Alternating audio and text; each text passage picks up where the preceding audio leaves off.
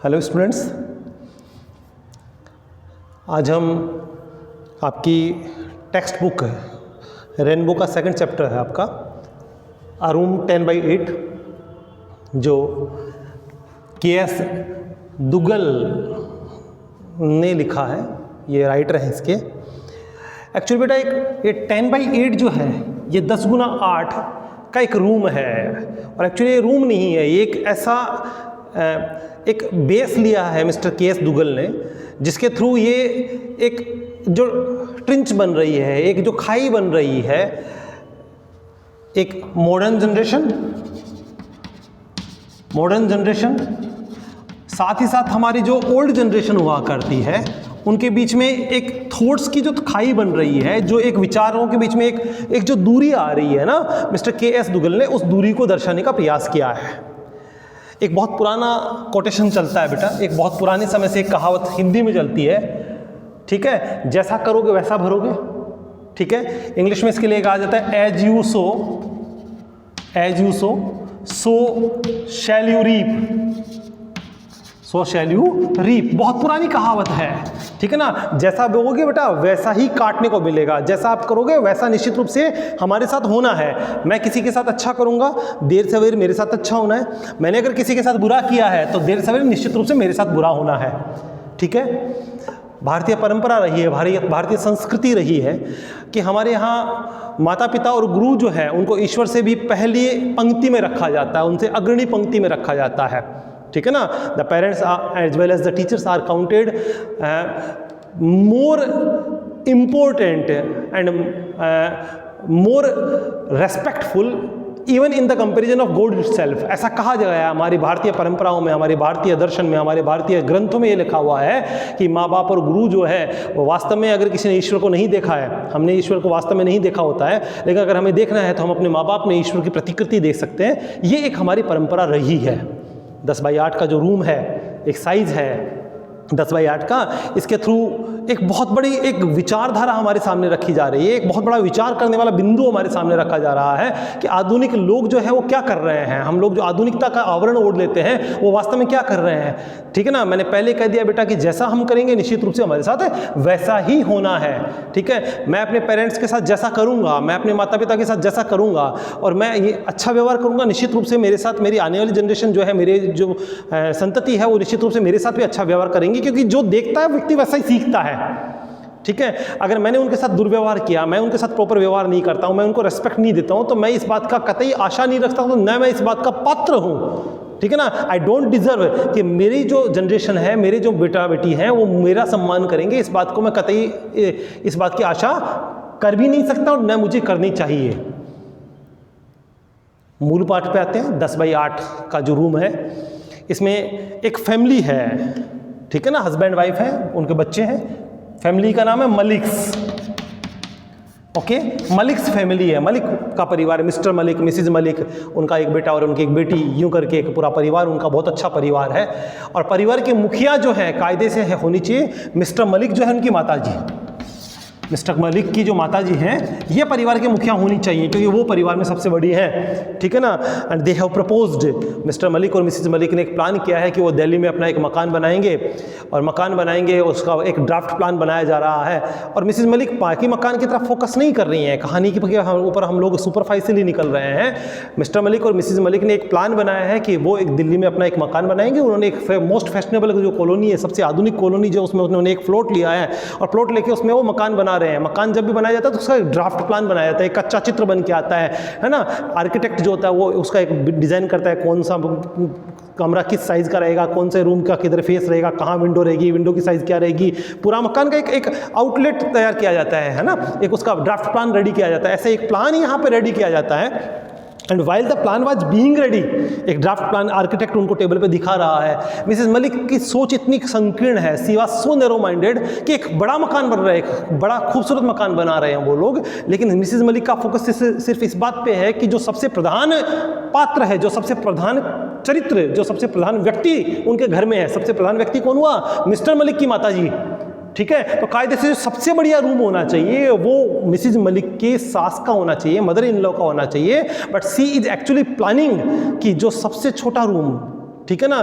घर में जो सबसे छोटा रूम होता है ना बेटा जी, वो एक्चुअली रूम क्या होता है, वो हमारे घर का स्टोर रूम होता है। स्टोर रूम में हम जनरली उन चीज़ों को रखा करते हैं जो हमारे यहाँ तात्कालिक रूप से काम में नहीं आ रही होती हैं, जो रिजर्व रहती हैं, हम उन चीज़ों को स्टोर रूम में रखा करते हैं। ठीक है, 10x8 का रूम जो है, the room 10x8, actually architect ने इस रूम को बनाया है उनका घर का स्टोर रूम। लेकिन मिसेज मलिक चाह रही हैं कि उनकी सास जो है, उनकी मदर इन लॉ जो है ना, वो उस कमरे में ना रहकर किसी अन्य कमरे में ना रखकर उनको कौन से कमरे में रखा जाए, 10x8 के कमरे में रहा जाए। और वो तो यहाँ तक प्रपोज कर रही हैं, वो तो यहाँ तक विचार कर रही हैं कि जब तक सास हैं तब तक 10x8 में रहेंगी, जब वो चले जाएंगी तो it will be converted into 10x8 rooms, 10x8 sized store room. ये सोच देखिए उनकी कितनी बड़ी है।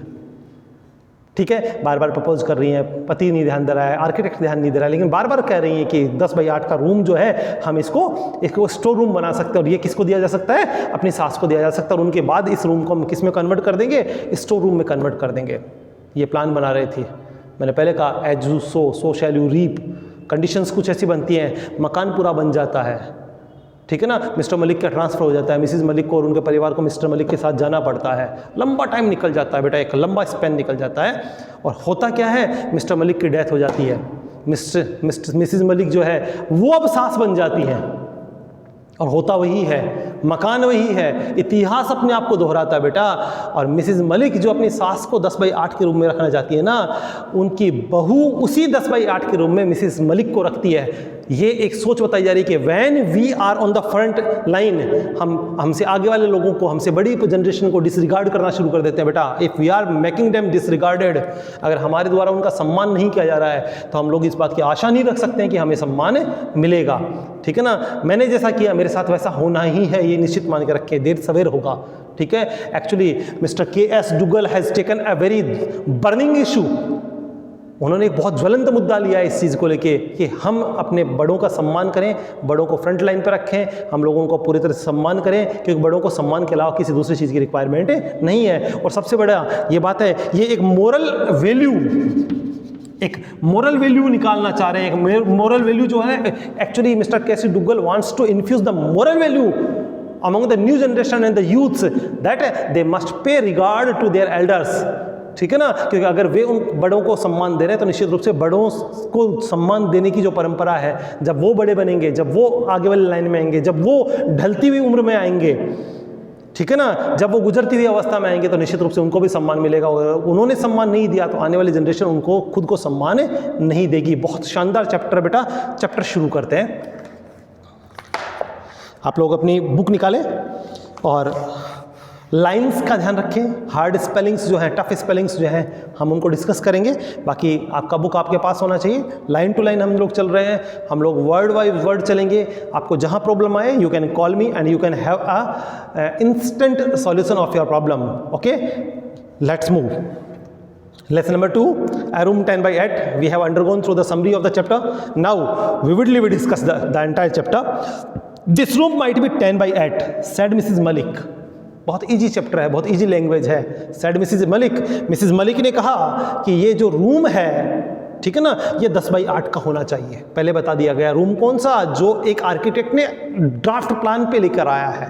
रूम बना नहीं है, केवल प्लान टेबल पे आया है। और प्लान टेबल पे आने से पहले भी the narrow minded ladies proposing that the room और the space which is actually occupied 10x8 sized, जिसने वास्तव में 10x8 के साइज को ऑक्यूपाई किया है, वो जो रूम है बेटा, वो रूम बना भी नहीं है, वो खाली जगह पड़ी हुई है। मिसेज मलिक कह रही है कि आर्किटेक्ट को कि क्यों नहीं इस 10x8 के जगह को एक रूम बना देना चाहिए। ठीक है ना, this room might be 10x8 said Mrs Malik pointing to a square. उन्होंने एक स्क्वायर, एक चौकोर जगह खाली पड़ी हुई थी, एक चौकोर जगह खाली है 10x8 की, उसकी तरफ पॉइंट करते हुए, पॉइंट में इशारा करते हुए, this finger is called as point finger, इसको पॉइंट फिंगर कहते हैं। तो पॉइंट करते हुए ये 10x8 की जगह को हम एक कमरा बना सकते हैं। ठीक है ना, किस स्क्वायर में, in the draft plan lying on the table before them. उनके सामने टेबल के ऊपर एक ड्राफ्ट प्लान, एक कच्चा चिट्ठा पड़ा हुआ है। अभी एक कच्ची योजना बनी हुई है, मकान का कच्चा चित्र दिखा रहे हैं आर्किटेक्ट। और उस चित्र में ही वो उस 10x4 की एक खाली जगह को देखकर, चौकोर जगह को देखकर मिसेज मलिक कह रही है कि इस 10x8 को हम एक कमरे में तब्दील कर सकते हैं, इसको होना चाहिए। Okay, it was the third time, ये संभवतः तीसरी बार था that she had made this suggestion, जब उन्होंने इस तरह का सुझाव दिया। पहली बार दिया, पति ने ध्यान नहीं दिया, दूसरी बार दिया, पति और आर्किटेक्ट ने ध्यान नहीं दिया, तीसरी बार उसने कहा कि इस जगह को हम एक रूम बना सकते हैं, ठीक है ना। It seemed it didn't register on either her husband और architect engage to design the house. और 3 बार जब एक चीज को कहा तो ये निश्चित रूप से इट सीम्ड, ये प्रतीत हो रहा था कि न तो आर्किटेक्ट और न ही उनका पति जो था ना वो उसकी तरफ ध्यान दे रहे थे, ठीक है ना। It seemed when she had to tell this thing thrice, जब ये चीज उसको तीसरी बार बोलना पड़ा ना तो इससे साफ साफ लग रहा था that it was not being registered, इसकी तरफ ध्यान ही नहीं दिया गया बाय हर हस्बैंड, न तो उसके पति के द्वारा, नोर बाय द आर्किटेक्ट, और नहीं उस आर्किटेक्ट के द्वारा, उस शिल्पकार के द्वारा, उस नक्शा बनाने वाले के द्वारा, नक्शा नवीस के द्वारा जो उस समय घर को डिजाइन करने में लगे थे। They were discussing on the draft plan, ये आपका प्लॉट है, इस प्लॉट में इस साइज के रूम्स बन सकते हैं। एक जगह 10 बाई 8 की खाली थी, मिसेज मलिक ने उस 10 बाई 8 की खाली जगह पे 3 बार सजेस्ट किया, क्यों नहीं इस 10 बाई 8 का जो चौकोर जगह इसको हम कमरे में बना दें। एक्चुअली वो कमरा नहीं बनाना चाह रहे हैं, एक्चुअली वो ये चाह रहे हैं कि इस 10 बाई 8 की जगह को कमरे में तब्दील करके इसको बाद में स्टोर रूम बना देंगे और पहले उस स्टोर में हम लोग अपनी मेरी सास को रख देंगे। ये प्लान उनके दिमाग में पहले से ही चल रहा था। आगे बढ़ते हैं, ठीक है। The Maliks were going to have a house of their own in Delhi, plan को वापस शुरू कर रहे हैं। The Maliks were going to have a house of their own in Delhi, ठीक है ना। मलिक्स दिल्ली में अपना खुद का मकान बनाना जा रहे थे, ठीक है ना। मलिक्स जो है उन्होंने शहर में अपना खुद का मकान बनाने का विचार किया था, शहर का नाम दिल्ली है, ठीक है। They had purchased a plot in the most fashionable colony of the town sometimes ago, कुछ समय पहले दे हैड परचेज्ड, उन्होंने परचेज कर लिया था, खरीद लिया था एक भूखंड, ठीक है ना, इन the most fashionable colony of the town, इस कस्बे के, इस शहर के सबसे फैशनेबल, सबसे आधुनिक जो कॉलोनी थी ना, उस आधुनिक कॉलोनी में कुछ समय पहले ही उन्होंने एक प्लॉट खरीद लिया था। इधर क्लियर, कहाँ खरीदा था? दिल्ली में। किसने खरीदा? मलिक्स ने। क्यों खरीदा? Because they were planning to make their own house, वो अपना खुद का एक मकान बनाने जा रहे थे। Okay, now that they were posted back in Delhi, they thought they might as well have the house built, ठीक है ना। Now that they were posted back in Delhi, चूंकि मलिक साहब की पोस्टिंग दोबारा दिल्ली हो गई थी। मलिक साहब संभवतः किसी गवर्नमेंट सर्विस में काम करते हैं and he has a post which is general frequently transferred, वे संभवतः एक ऐसी पोस्ट पर काम करते हैं जो जनरली ट्रांसफर हो जाया करता है, कभी यहाँ कभी वहाँ कभी वहाँ, दोबारा उनका दिल्ली में ट्रांसफर हुआ। And now they have planned कि हमारे पास प्लॉट तो है ही, क्यों नहीं एक मकान वापस बना लें। दोबारा ट्रांसफर दिल्ली में हुआ और दोबारा जब पोस्टिंग दिल्ली में मिल गई तो दे हैव प्लान्ड, उन्होंने प्लान कर लिया क्यों नहीं हम अपना मकान बना लेते हैं। ओके बेटा, प्रश्न बहुत सारे बनते हैं, 2 छोटे छोटे पैराग्राफ्स हमने पूरे किए हैं। पहला, ठीक है ना, कौन स्क्वायर की तरफ इशारा कर रही थी, ठीक है, स्क्वायर की साइज क्या है 2, ठीक है ना। थर्ड, क्यों लग रहा था कि पति और आर्किटेक्ट जो है उसने मिसेज मलिक की बात की तरफ ध्यान नहीं दिया। 3, क्वेश्चन नंबर 4, कहाँ मकान बनाने का प्रयास कर रहे थे। 5, क्यों अब मकान बनाने के लिए उन्होंने फाइनल डिसीजन ले लिया है, ठीक है ना। इस तरह के 2, 5, 6 छोटे छोटे क्वेश्चंस आपके इन 2 छोटे छोटे पैराग्राफ्स में बन जाते हैं, ठीक है। नए पैराग्राफ की तरफ आते हैं। In her heart of hearts Mrs Malik also decided, अपने मन ही मन में मिसेज मलिक ने डिसाइड कर लिया था that after completion of the house, कि जब घर का निर्माण पूरा हो जाएगा ना, she would stay back in Delhi, वो दिल्ली ही रहेंगे, भले ही even if her husband was transfer to another station, भले ही उनके पति का ट्रांसफर किसी दूसरी जगह क्यों नहीं हो जाए, ठीक है ना। मैंने पहले कह दिया कि perhaps Mr Malik have the some job like that which have general frequent transfers, जिनका लगातार ट्रांसफर्स होते रहते हैं। This time Mrs Malik has decided whether her husband again transferred, भले ही दोबारा ट्रांसफर हो जाए, लेकिन वो खुद अकेली दिल्ली रहेंगी, अब वो पति के साथ नहीं चलेंगी। क्यों नहीं चलेंगी? बहुत इंपॉर्टेंट क्वेश्चन आ रहा है, ठीक है ना। वाई सी हैज प्लान्ड सो, उन्होंने ऐसा प्लान क्यों किया है, उन्होंने दिल्ली रहने का प्लान क्यों किया था। प्रश्न बहुत इंपॉर्टेंट प्रश्न है बेटा, ध्यान देंगे आप लोग। अच्छा स्टूडेंट वो होता है जो जब जैसे ही क्वेश्चन बताया जाए बेटा, आप एक पेंसिल अपने साथ रखें, तुरंत उसको अपनी कॉपी में, अपने नोटबुक में कहीं भी, अपने बुक में कहीं भी मेंशन कर लीजिए।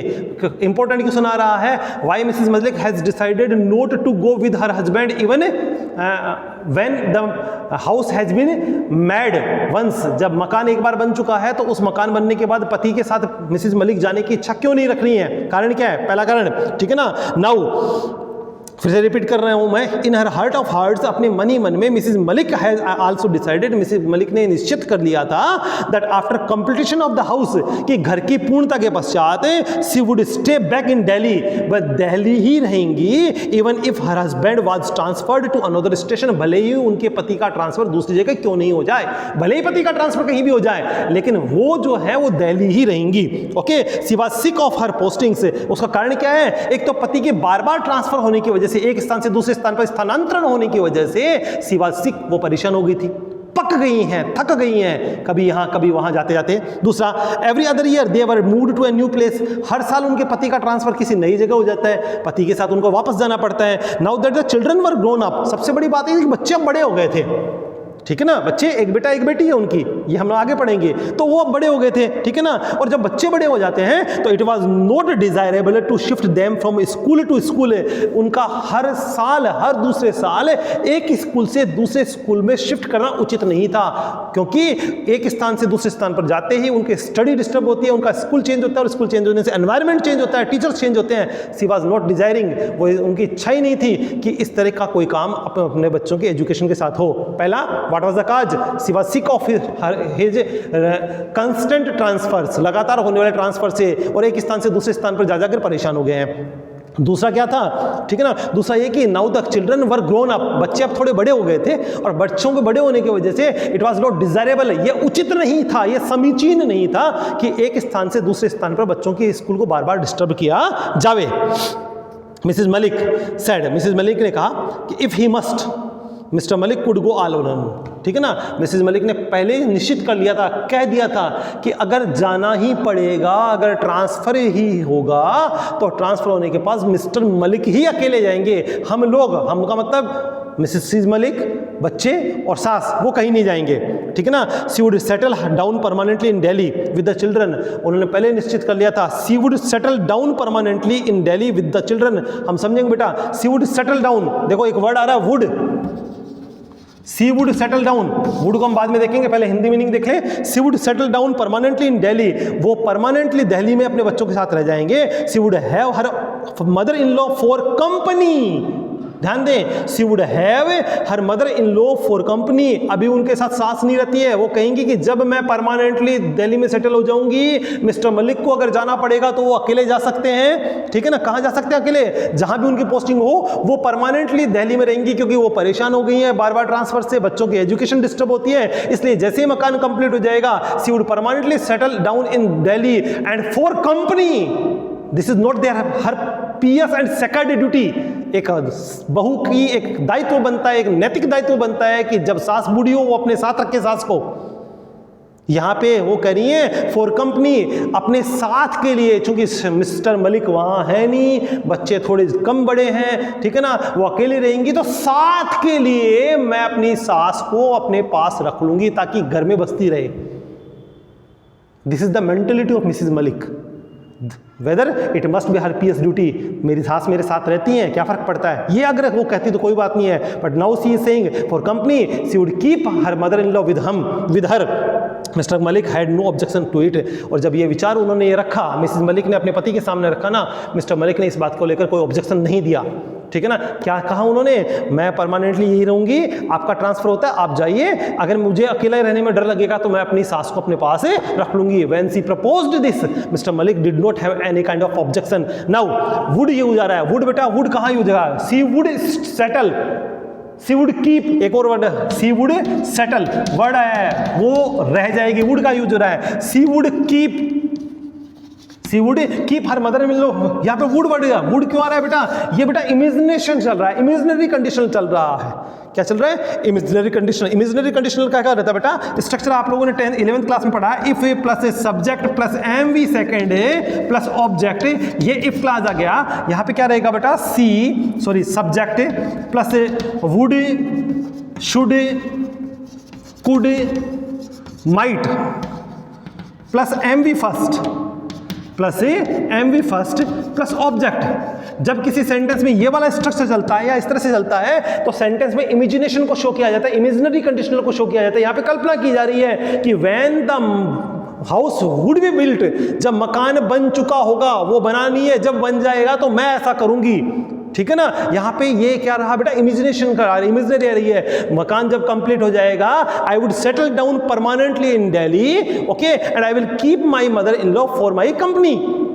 ये कम अभी मकान बना नहीं है, मिस्टर मलिक का ट्रांसफर हुआ नहीं है, ठीक है ना, सास को रखा नहीं, सिर्फ विचार कर रही है, और इस कंडीशन को क्या कहते हैं, इमेजिनरी कंडीशन कहते हैं। बेटा आज हम इतना ही पढ़ेंगे। क्वेश्चन आप राइट डाउन करेंगे, क्वेश्चन आपको लिखें। पहला question,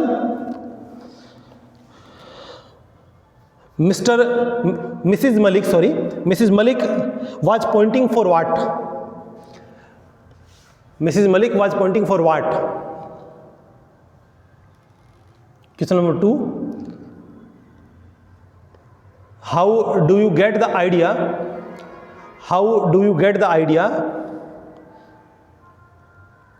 that Mr. Malik as well as the architect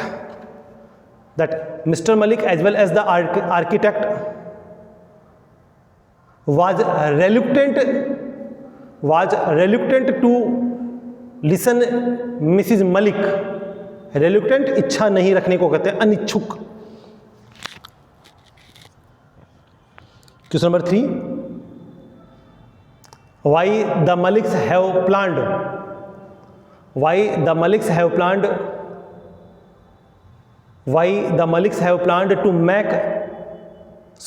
to build a house in Delhi? Question number 4, what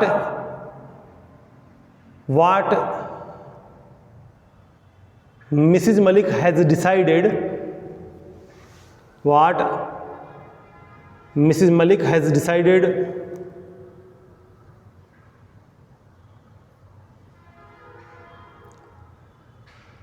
about her stay in Delhi? Sign of interrogation. Why? Again sign of interrogation. That's enough for today. We will study tomorrow on. Thank you and have a nice day, beta.